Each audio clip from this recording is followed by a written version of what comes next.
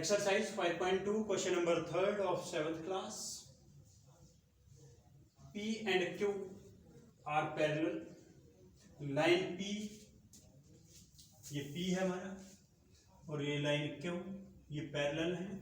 Two lines है, ये ऐसी है, तो हम इसको ये मान सकते हैं कि ये P Q पैरेलल है. और ये एक लाइन है जो इसको ट्रांसवर्जल लाइन बोलते हैं.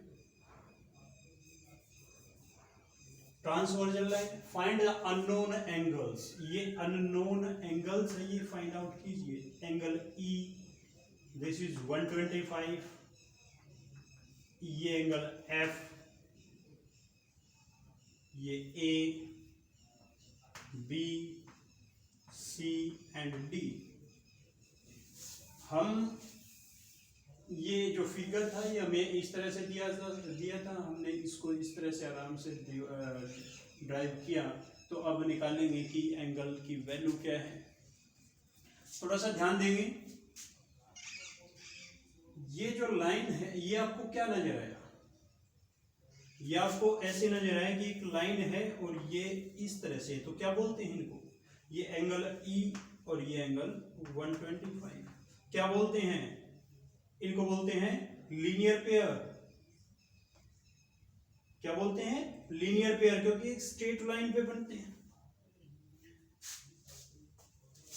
समझ आया? Angle E and 125 are linear pair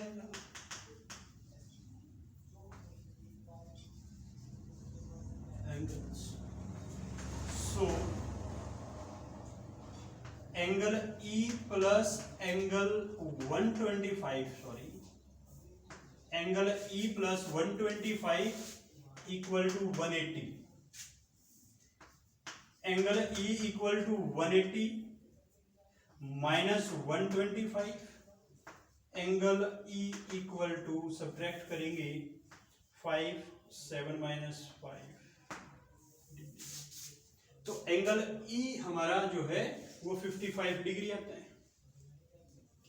अब ये देखिए, ये एक स्ट्रेट लाइन है और ये भी एक स्ट्रेट लाइन है. ये स्ट्रेट लाइन है, ये P है, और ये भी एक स्ट्रेट लाइन है. ये टू स्ट्रेट लाइंस है. तो ये एंगल कैसे बनते हैं? ध्यान दीजिए कि ये दोनों एंगल किस तरह के हैं.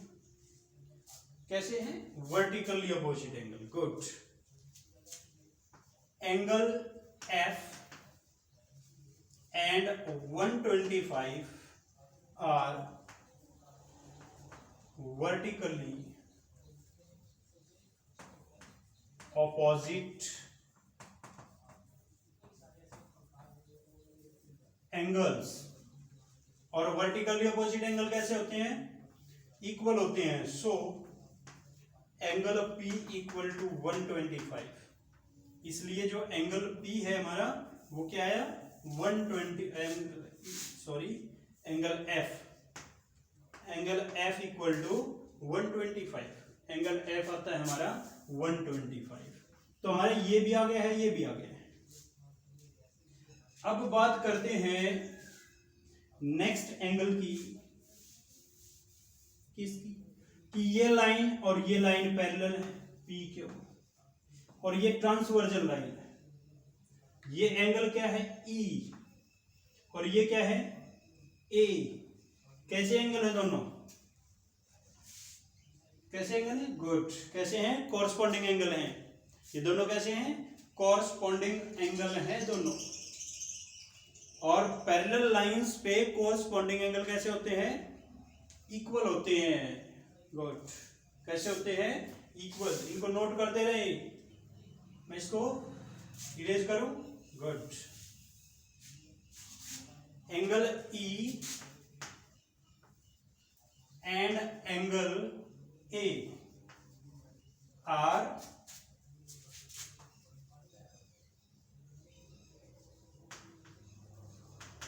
corresponding angles. कैसे हैं? corresponding angles हैं. और corresponding angle कैसे होते हैं? इक्वल होते हैं. So angle A equal to angle E, angle जो ए है ई के इक्वल है, और ई क्या था हमारा, ई क्या था 55, ई क्या आया था फर्स्ट में जो हमने इरेज किया है उसको नोट करते किया ना आपने, हाँ तो नोट करते रहे, एंगल ई क्या आया था हमारा 55, तो एंगल क्या हो गया, angle A equal to also 55 degree. समझ आया। अब बात करते हैं नेक्स्ट एंगल के बारे में। ये एंगल और ये एंगल कैसे हैं, देखिए ये क्या है सी, किस तरह के एंगल हैं, वर्टिकली अपोजिट एंगल हैं। तो कैसे एंगल है ये, दोनों वर्टिकली अपोजिट एंगल हैं। इसको इरेज करूं, नोट करते रहना साथ के साथ, ध्यान रखना। एंगल कौन सा, ए एंड एंगल सी कैसे एंगल है, वर्टिकली अपोजिट एंगल हैं। और वर्टिकली अपोजिट एंगल कैसे होते हैं, equal. So angle A equal to angle C, angle A किसके इक्वल है, एंगल सी के इक्वल, और ए क्या आया था 55, तो सी क्या बना, एंगल सी इक्वल टू 55। तो ये भी हमारा 55 आ गया है, ये भी 55 था। अब बात करते हैं एंगल डी की।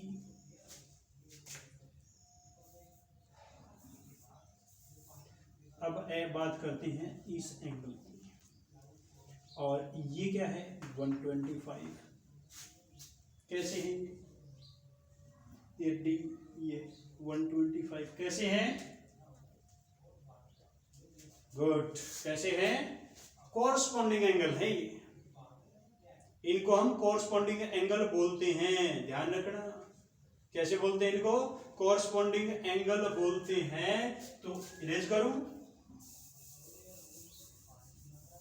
कौन कौन से angle, angle D and 125 are corresponding angle, ये दोनों कोरस्पॉन्डिंग एंगल हैं। चूंकि लाइन पी क्यू पैरेलल है, तो सो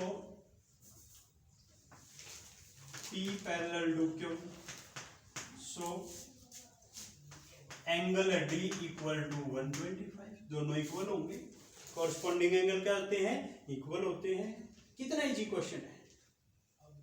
और अब ये बताइए कि ये एंगल D और ये एंगल B कैसे हैं, गुड, कैसे हैं, कॉरस्पॉन्डिंग एंगल है ये, सॉरी कैसे हैं, वर्टिकली अपोजिट एंगल है, सॉरी कैसे है ये, वर्टिकली अपोजिट एंगल है। और वर्टिकली अपोजिट एंगल है तो angle D and angle B are vertically opposite angle. Vertically opposite angle है तो कैसे होते हैं, इक्वल होते हैं। So angle B equal to angle D, angle B क्या है, डी के इक्वल, और डी क्या था 125, तो बी भी 125 होगा। समझ आया, good, okay. Question number 4, find the value of x, x की वैल्यू फाइंड आउट करना है इसमें से। ये हमारा फर्स्ट पार्ट है और ये हमारा सेकंड पार्ट है। If L parallel to M, अगर लाइन एम एल के पैरेलल है, दोनों ये पैरेलल है, तो एक्स की वैल्यू निकालिए।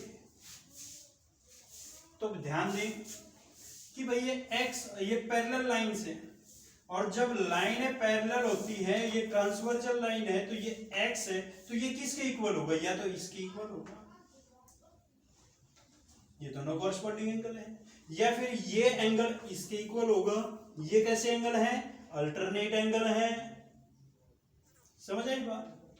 अब इस क्वेश्चन के अंदर ना तो ये एंगल दिया गया है और ना ये एंगल दिया गया है, तो क्या करें।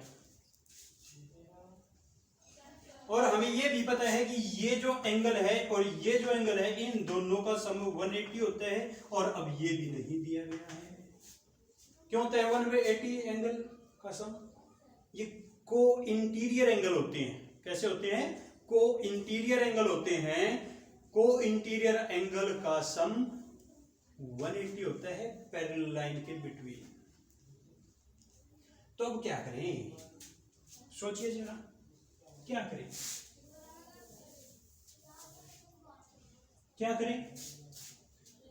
तो हम करते हैं कि ये जो एंगल है इसको लेट कर लेते हैं, ये ए एंगल है,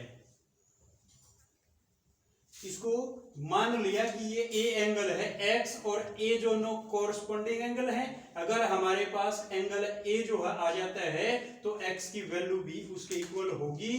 तो हमने इसको ए मान के चले हैं कि ए एंगल है ये जो ये, और ये जो ए हमने लेट किया है, ये ए लेट किया है, ये आपका 110 डिग्री है। तो ये दोनों कैसे हैं, ये लीनियर पेयर बनाते हैं, एक सीधी लाइन बनाते हैं और लीनियर पेयर है। Angle A and 110 degree are linear pair of angles. कैसे हैं, लीनियर पेयर ऑफ एंगल्स हैं। समझ आई बात? लीनियर पेयर एंगल है तो क्या होता है, लीनियर पेयर का सम क्या होता है, 180 होता है। So angle A plus 110 equal to 180 degree. इन दोनों का जोड़, इन दोनों का सम क्या होगा, 180। क्यों? क्योंकि ये स्ट्रेट लाइन बनाते हैं और स्ट्रेट लाइन क्या बनाती है, 180 का एंगल बनाती है। तो इसलिए इन दोनों का सम क्या है, 180। और एंगल क्या आ जाएगा, 180 माइनस 110, ए कितना आया, दोनों को सब्ट्रैक्ट करेंगे। इस 110 को दूसरी तरफ लेके गए, जब दूसरी तरफ लेके जाते हैं तो साइन चेंज हो जाता है। यहां था पॉजिटिव, यहां क्या हो गया, नेगेटिव। डिफरेंस निकालेंगे तो 70 डिग्री आता है हमारा। अब हमारे पास ए है, ए है तो एक्स निकाल लेंगे। एक्स एंड ए क्या है, कॉरस्पॉन्डिंग एंगल है। Angle X and angle A are corresponding